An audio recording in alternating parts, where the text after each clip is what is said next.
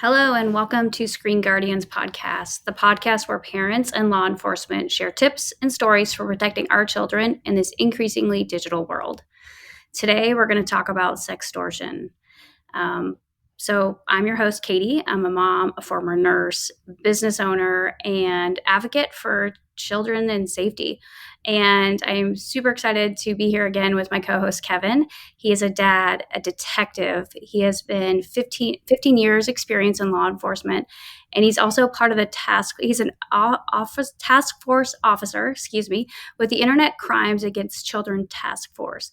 So he's done many wonderful things and he's helping us on the front line every day, protecting our children. And he is the perfect person to talk about this topic, sextortion. So, Kevin, tell us about sextortion, because this is a term that is relatively new to me. And I'm sure it's something that a lot of our listeners don't know much about.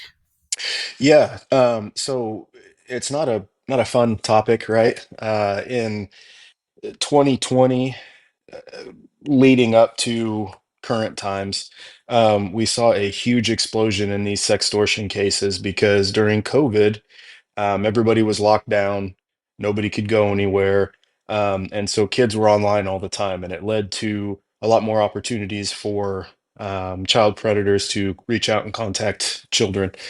So there's been an explosion. Sextortion has always existed, but it's become such a much more prevalent issue that it's a topic that obviously needs to be discussed. So in 2023, the National Center for Missing and Exploited Children, NCMEC, received over 26,000 reports of financial sextortion, and later in the episode we'll discuss the different types of sextortion. But that was over double the amount of reports they received in 2022. So 20 over 26,000 in 2023, they received about 10,500 in 2022. And it was the same for the year before. 2021 was about half of what they got in 2022, and the same in 2020. So it has just steadily increased, almost double every year, to the point where the More FBI than doubled, create actually, right? yeah. Yeah. Yeah. And it's increased so much to the point that the FBI created their own mini task force to tackle just this issue. So they were seeing, a majority of these sextortion schemes were crossing state lines, obviously, because the internet has given people access to children in areas they don't even live, and then also crossing international borders. So a lot of these victims in the United States were being sextorted by individuals from a different country. So the FBI ended up creating this task force because local officers or detectives like me, I can't reach out to Kenya and ask for help, right? Or Ireland and ask for help because those types of requests have to come from our federal government, and so the feds have kind of had to take this over. But So just to it's clarify, sextortion is acts that are happening online. So there is no yes, state boundary.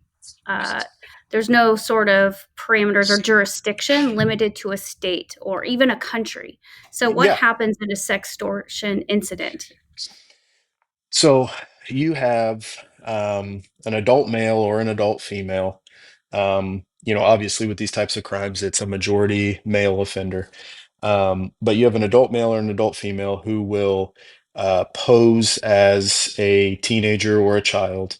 They'll reach out to another teenager or a child, and they will become friends. They'll say, "Hey, I'm a friend of your friend so and so," and they'll kind of weasel their way into their circle of friends or acquaintances.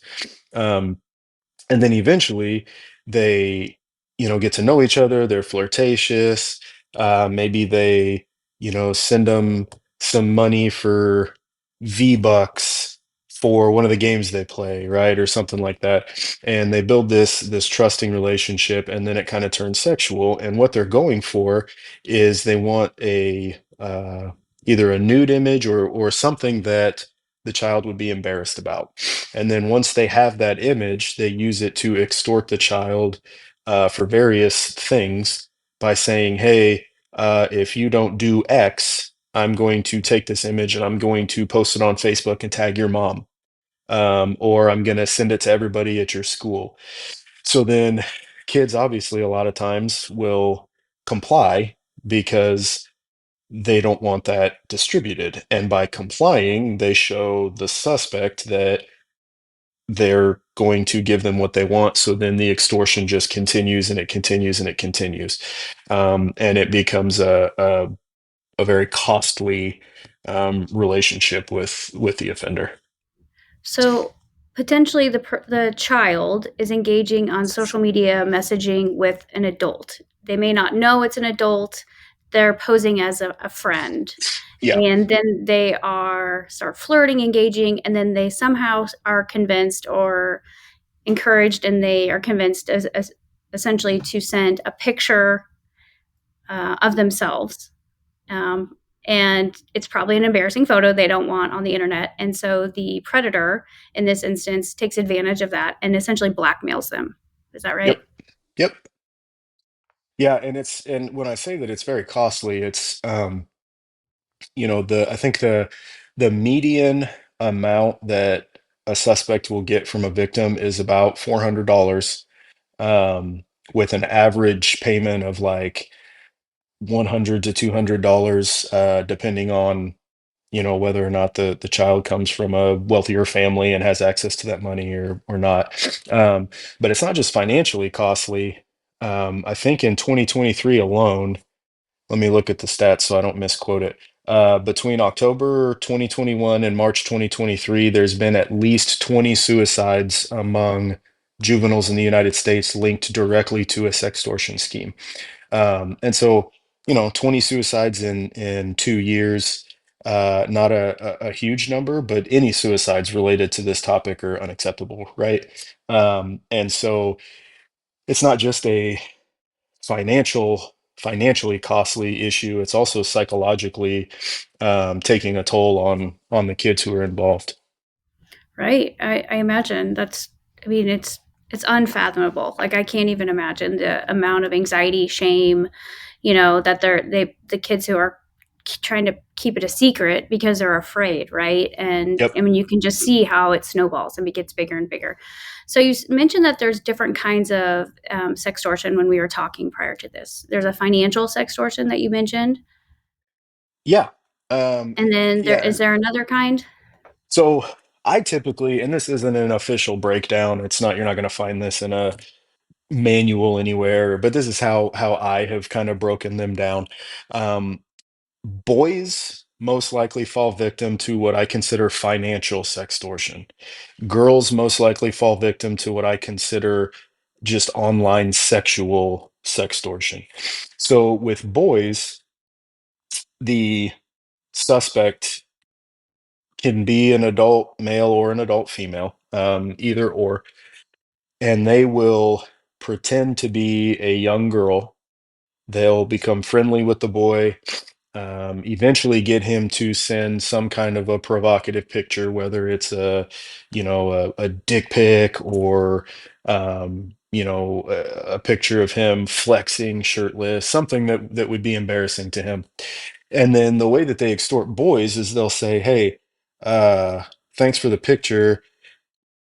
If you don't go get your mom's credit card out of her wallet and give me the numbers to the credit card and the information, so I can use her credit card, then I'm going to release this picture." Or they'll say, "Hey, if you don't go buy me $250 worth of Amazon gift cards and take pictures of them and send them to me, I'm going to release this picture." And so with the boys, it's almost always financial. They're not necessarily trying to get additional pictures.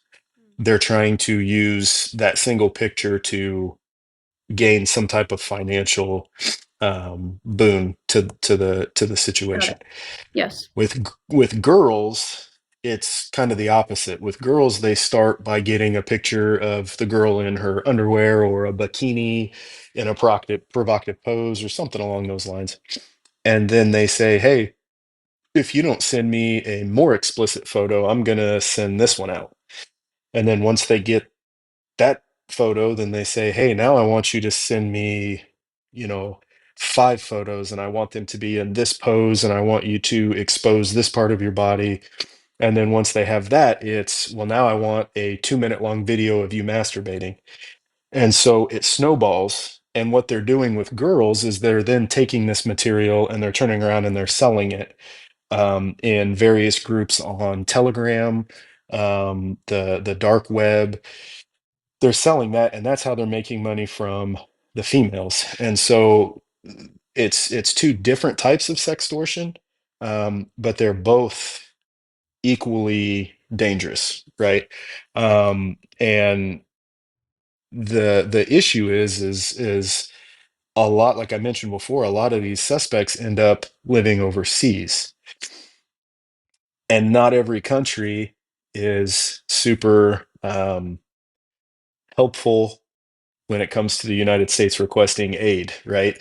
So um, most of these cases are hard for us to really solve. We can't really get your money back. Um, and it's very difficult to get photos and images and videos removed from the internet, especially the dark web. Um, and it's very difficult to get a suspect arrested or prosecuted unless they live in a country that is an ally of the United States or willing to jump through the hoops that we need them to get them prosecuted and extradited back to the United States. And based on all of the information we learned from one of our first episodes, you shared the backlog of cases that you have, right? So Oh the yeah. number of cases that you probably come in contact with that with these same sort of things going on is probably pretty high, and your ability Mhm. to prosecute or to actually do anything about it and charge somebody is probably very difficult, I would imagine. Yeah. There's nothing more frustrating for me than doing search warrants, writing subpoenas, interviewing these kids, going through all that data and information only to find out that the IP addresses geolocate to Africa somewhere, and there's really nothing I can do. And so the biggest thing that I find myself leaning into when it comes to sextortion is the education aspect, because that's the only way that we're going to be able to address this issue is by being proactive about it and preventing it on the front end, because on the back end it's not like a normal case where a child is exploited here in the United States, where I can then go find a suspect and I can take him off the street. Hopefully he'll go to prison for a while, and then he won't be able to victimize any more children. We don't really have that ability with these types of cases. Right. Right. And your reference to somebody like something geolocating to Africa, like an IP address geolocating to Africa, is an actual Yep. case that happened to you, right? This isn't just something that's fabricated and this is actually a real Y- life incident that has happened or case you've been worked on Oh in the yeah. past. I've had cases that have geolocated to probably every country in the world, um, with the exception of the communist countries or the countries that ban internet access to their citizens. But And the I say all specific, that. I say all that just because I want people to realize that what you said just a few minutes ago of education being one of the primary ways we can combat this is educating yes, parents and kids that this is happening. And we're in Midwest, the Midwest of the United States. I yeah, mean, this is, so things like that are happening where people from other countries are targeting kids local to us, right? So yep, it's this isn't somewhere in the world. Like, it's right here in our backyards. It's yeah, happening every yeah. day. 6% of females between the ages of 18 and 28 were found to have been sexually extorted before they turned 18. So And you've that's probably got reported six, cases, right? yeah, oh yeah, Reported. yep, reported. So you have 6% of the female population that has been sextorted before the age of 18, who have reported it. And the number of cases that have not been reported is probably double that or even bigger, because they paid the money and they just so happened to get a suspect that maybe took the money and ran. And then they were like, okay, cool, it's over. And then they don't have to worry about it anymore. Um, but a lot of times that's not how it goes. And it turns into a really scary thing. And then the, the flip side of this is that there's also a kind of a branch of this sextortion that occurs um, between girls mostly and former romantic partners. So this is the revenge porn kind of a Oh, thing wow. that we heard about for a long time, right? But instead, it's been threats to not leave or threats to continue the sexual aspect of the relationship even after they break up. Otherwise, I'm going to send out the images that you gave me, and that kind of a thing. And I think that it's close to 32% of sextortion threats came from current or former romantic partners. And so that I can do something with, right? So I'm able to track those individuals down, and we can charge them and hopefully get those images removed from their devices, their phones, or whatever. Um, so there's that aspect to the sextortion scheme too. Is sometimes it's just a pissed off boyfriend. Yeah. And a lot of times those are the easier cases for us to do something with, but there is an aspect of that as well. And so parents need to be aware that if your child's going through a breakup and your child seems significantly, emotionally out of whack, it might not just be the breakup. There might be something else going on too. Right. So, what I hear and you saying all this is the golden rules that we talked about briefly is phones, digital devices should not be taken into private spaces where Yes. pictures like this can be taken or video or Yes. whatever.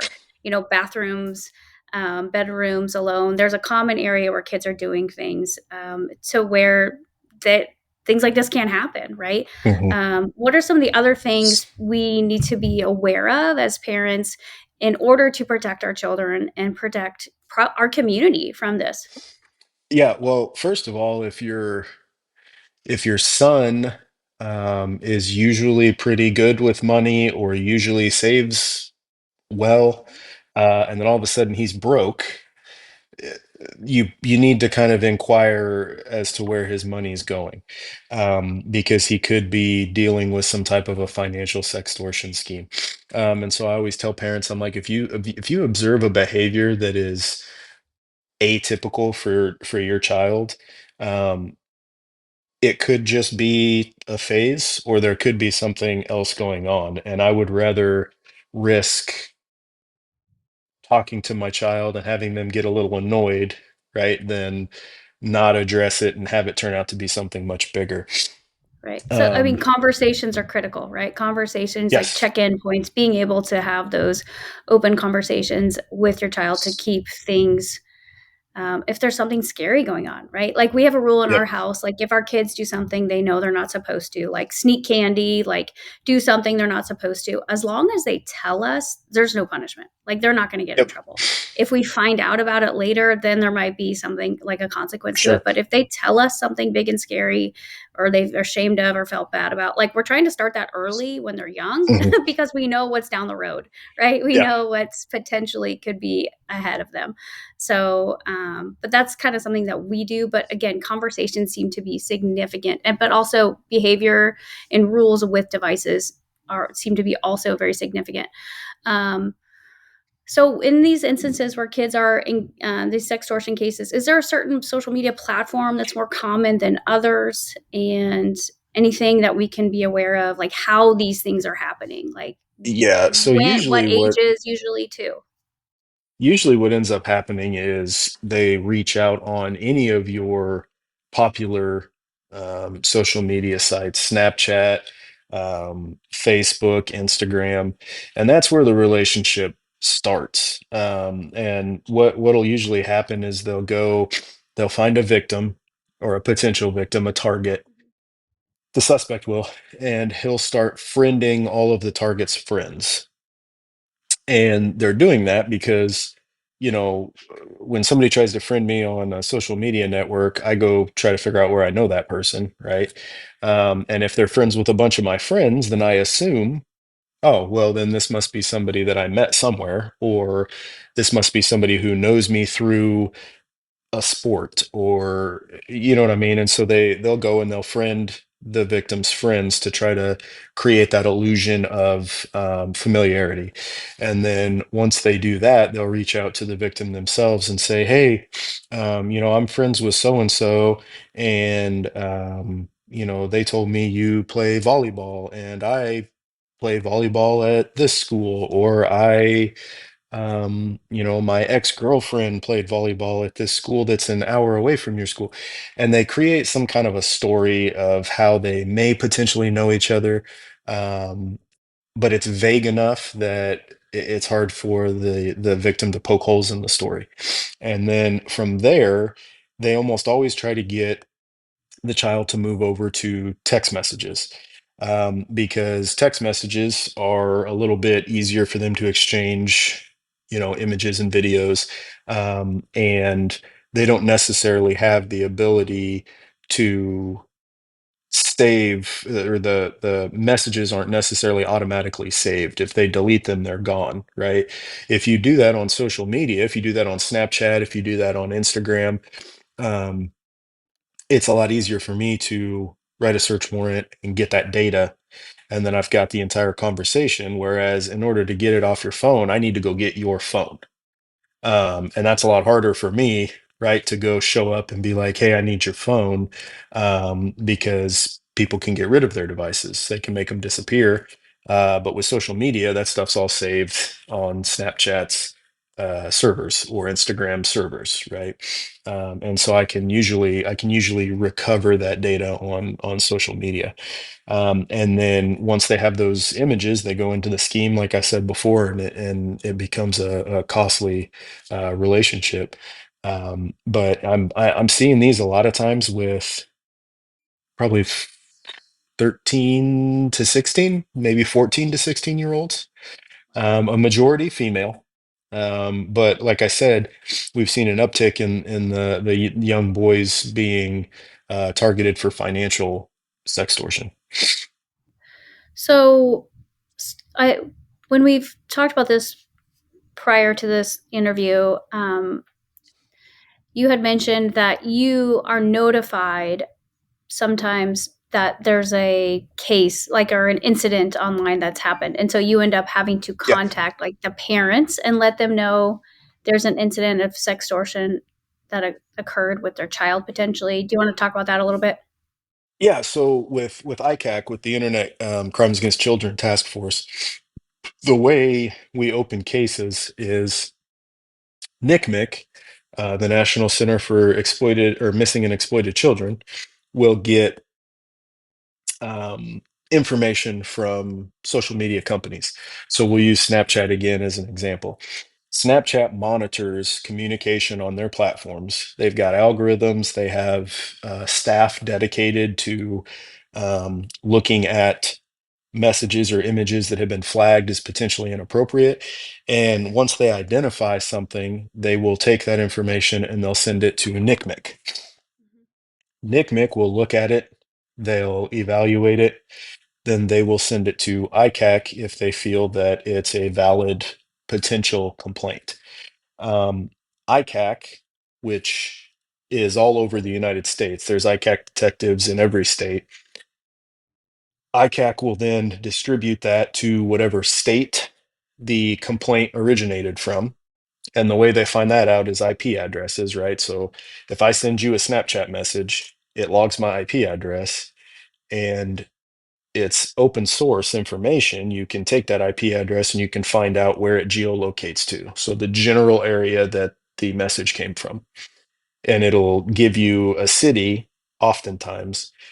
So then they'll send it to that state, and then the supervisor in that state will distribute it to whatever jurisdiction needs the tip. So there's a lot of hoops that information goes through, but eventually it trickles down to me.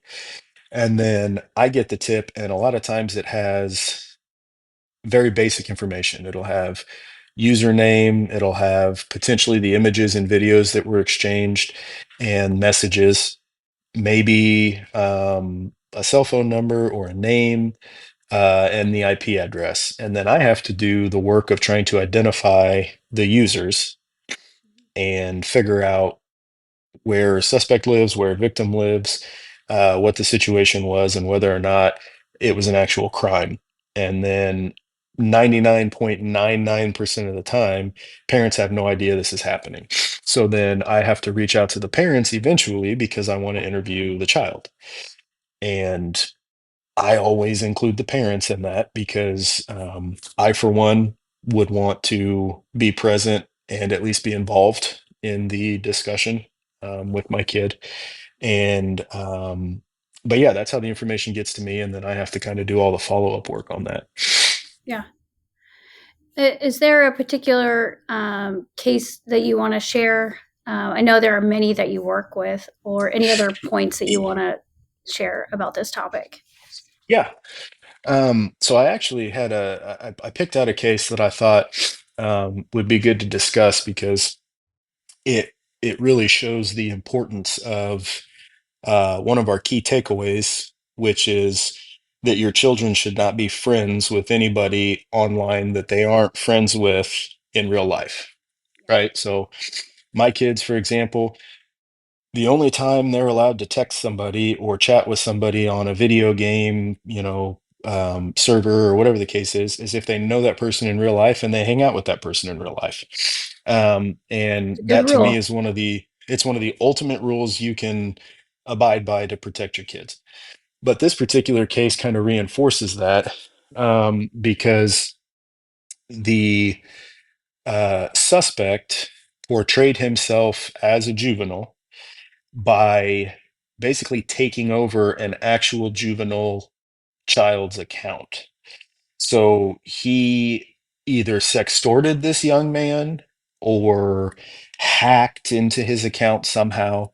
But he was able to take over the account and pretend to be that kid. So it was a real kid who lived an hour away from the victim and who she was comfortable talking to because they had mutual friends, they had mutual sporting events that they would potentially see each other at. Um, but essentially, and we'll call him Mark, he friended all of Lacey, the victim's friends, and they started chatting. Um, and Lacey became more comfortable with him because her friends actually knew this kid, and so they were like, "Yeah, we've seen him, we've hung out with him, we've been to his basketball games, blah blah blah."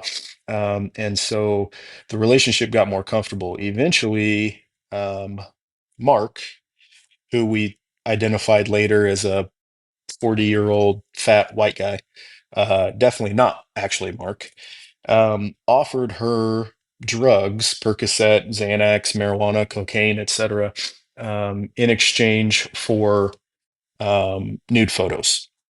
So because Lacey had no money, she was like, "Oh well, um, sure, why not? It seems like a very simple way to feed this drug issue that Lacey had." And this is another reason uh, that I use this case was it shows how predators target children who already have existing issues because it makes them more vulnerable, right? So Lacey kind of had a reputation for being crazy, being sexually promiscuous, for doing drugs, that kind of a thing. And so the suspect that took over Mark's account was able to use that to his advantage. She also didn't really have a father in the picture. And we've discussed before how almost never will a predator target a child who has a strong father figure in their life. These guys they're cowards, and the idea of a strong father figure, whether that's an uncle, a coach, a big brother, or an actual father in the home, which is preferable, um, but they won't target a child like that because they're terrified that something's going to happen. And so Lacey doesn't have a dad in the picture.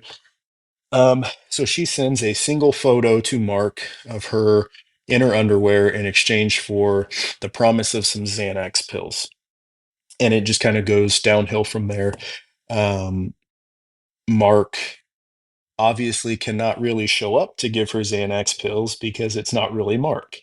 And so the demands just get more intense that, like, well, that picture wasn't good enough. I need this if you want these pills. And so eventually it becomes videos of her masturbating, and becomes more sexually explicit. And so Mark would get angry, threaten her family and friends. And so she just continued to send these pictures and images because she was afraid for her family. She was afraid for her friends. So it went from, oh, I'm going to send this in exchange for some drugs to, well, I got to keep doing this or he's going to hurt one of my family or my friends. Right. Um, And I think you mentioned off camera or offline before, he was then taking those images and video or whatever it was and selling them on the back end, right? Yes. Yes. And so that was the goal of this particular sextortion scheme. Was he wanted to get those images and videos to then turn around and sell them, um, or provide them to friends or trade them for other child sexual abuse material. Um, CSAM is what we call it. It's more commonly known as child porn. But these guys can take these CSAM images and they can trade them for other images or sell them for a decent amount of money.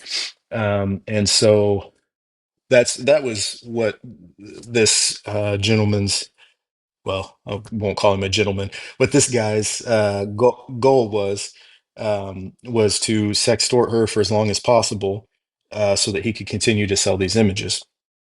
And It's so terrifying. um, yeah, absolutely, especially because she thought she was talking to this young man named Mark, who was a real kid who lived an hour away from her. And so it made her comfortable enough to chat with him because, oh, he's this handsome, good looking kid from, an hour away from me. And Yeah. he's friends Same with all my mutual friends. friends. Yeah, Yeah. mutual friends, all that stuff. Yeah. It's safe because we have mutual friends. I mean, I've done that. I've Yep. friended somebody and I'm like, oh, they have this friend in common. They yeah, sure. Yep. So For sure. it's just it's a And different world. yeah. And the interesting thing about this particular case was that one of Lacey's friends reached out to me and said, "Hey, this is kind of weird, but um, my friend was being sextorted, and you're investigating that. But I also received messages from this same account, and now he's trying to extort me. Except he told me that he was a white guy, and the guy that's sextorting Lacey is a black guy." And so that contradictory information led me to kind of start to look into this guy's account more, because then that kind of piqued my interest that, like, okay, that doesn't make sense. So there's a chance that this may not be a real account, or it may be an account takeover, right? Which is what it ended up being. And so I got search warrants and subpoenas issued, and I got the full data package for this suspect's account. And as I was going through his messages, there were dozens and dozens of little girls that he had done this to. And it was very clear to me, it was clear to me very quickly that it was not Mark. It was just Mark's account that was being used by somebody else, right? And so using the IP address, I geolocated it to Luxembourg, Germany. So this is another one of those cases I talked about earlier where it comes back to somewhere overseas. And so the suspect was using a VPN, which is a virtual proxy network. And for, people who don't know what a VPN is, essentially it's a way for you to mask your IP address so that it makes it much harder for me to figure out where you are. So you could be sitting in Topeka, Kansas, and send a message, but the IP address that it logs is Luxembourg, Germany.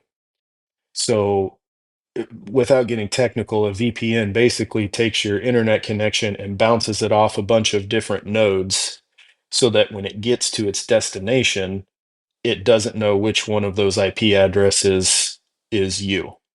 And so it creates confusion for us as investigators because we don't know where the IP address is coming from. And there's ways to unmask it, but it's extremely difficult.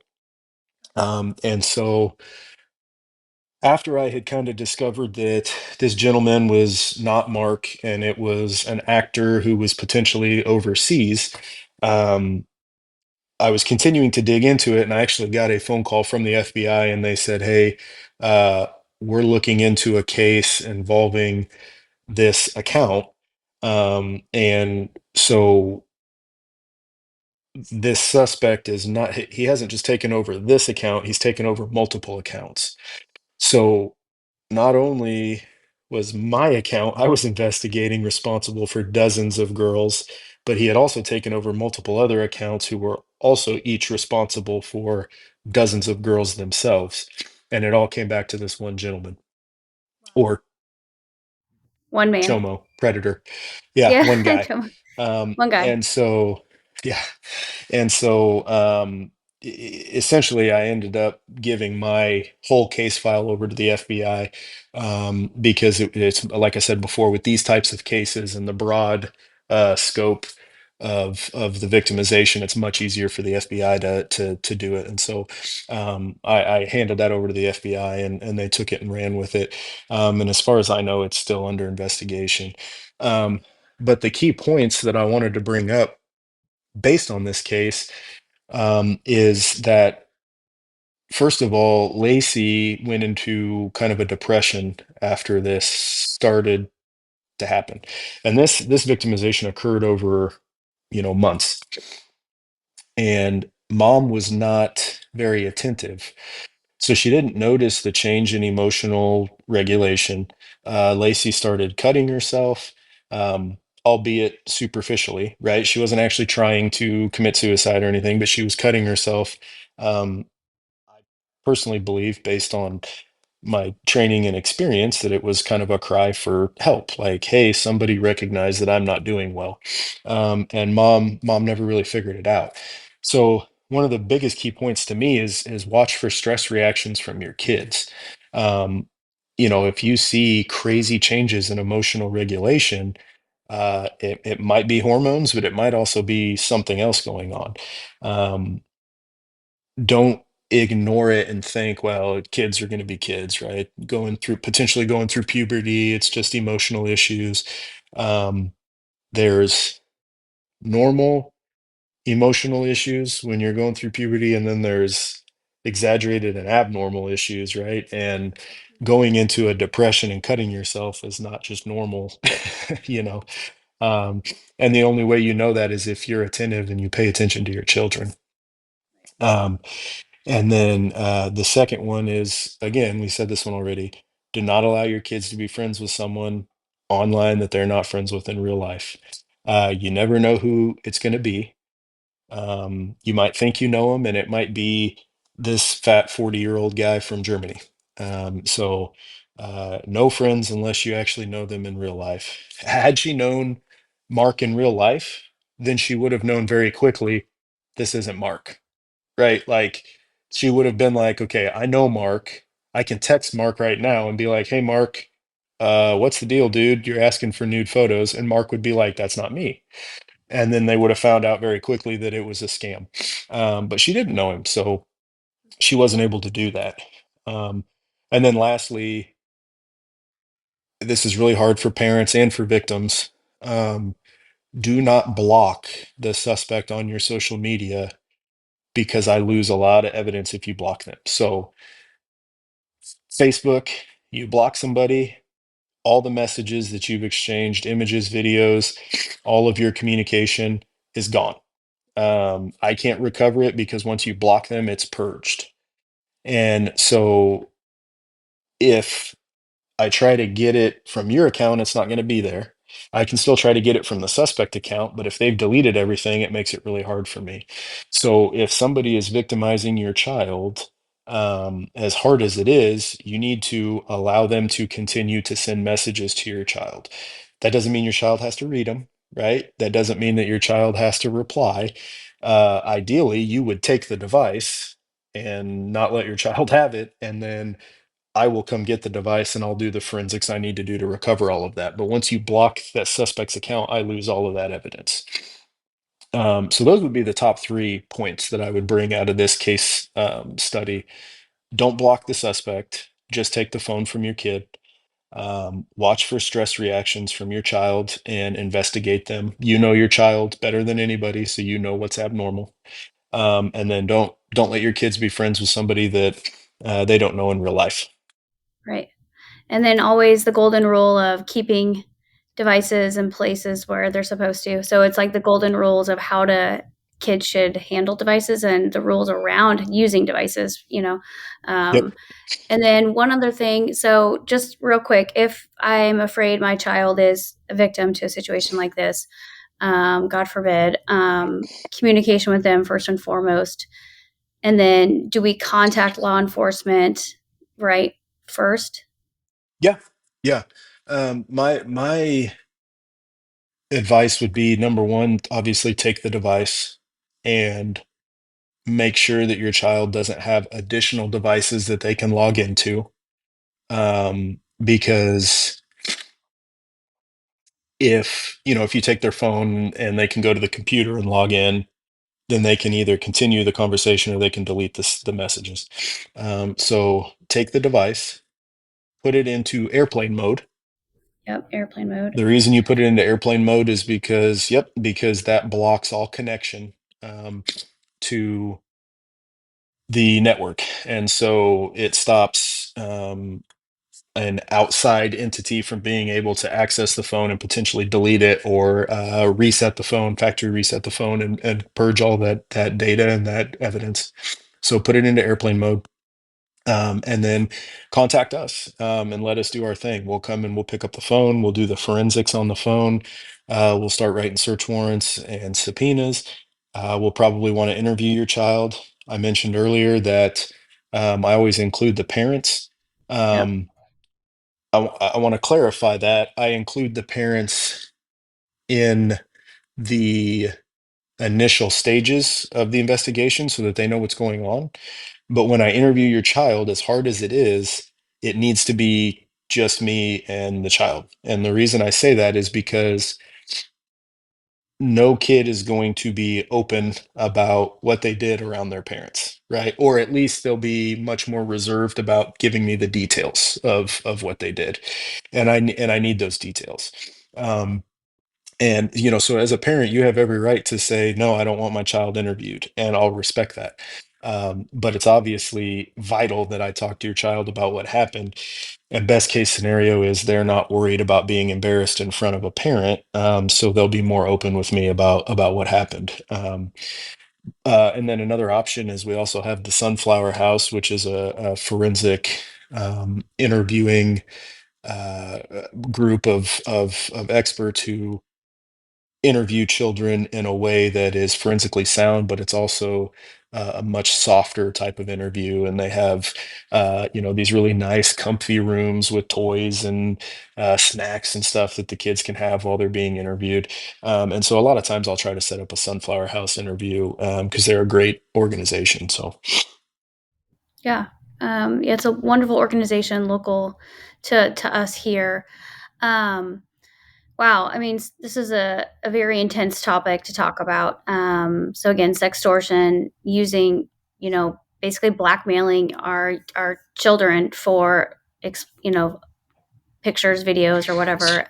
And I had no idea it was as common as it is.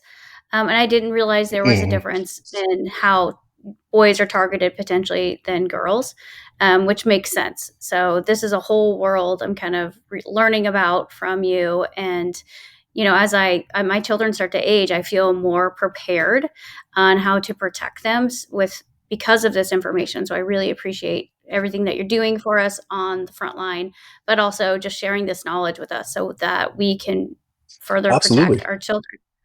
Um, So from here, we will kind of have a summary in our episode notes. We will have some resources for you guys to go ahead and go back to, so you remember the to-dos for if your child or if you are a victim of an incident like this. Um, Kevin, is there any final points that you'd like to make before we wrap things up today? No, just kind of keep your eyes open, and you'll know when something's going on with your child. It's important that as human beings, we always want to assume the best. Oh, maybe they're just having a bad day, maybe they're just going through puberty. But it's important that we double check on those things and confirm that it is what we think that it is, as opposed to just kind of turning a blind eye and assuming. Um, so yeah, just pay attention, and if you're an attentive parent, you'll know that something's going on. Um, as for those statistics, I've got all of the sources from where those stats came from that we'll put out there for people to take a look at if you're interested in reading more about the topic. Um, the statistics all came from various articles and books and publications that you can look up on the internet for additional reading. Yep. That's perfect. That's great. Thank you so much. So, we thank you for joining us today on Screen Guardians. Make sure you share our podcast with somebody, like, subscribe, all the things. And please let us know if there's a certain topic you would like to learn more about, or we can provide more information to you guys. And we appreciate you joining us today. All right. Thank you, Kevin. Thank you.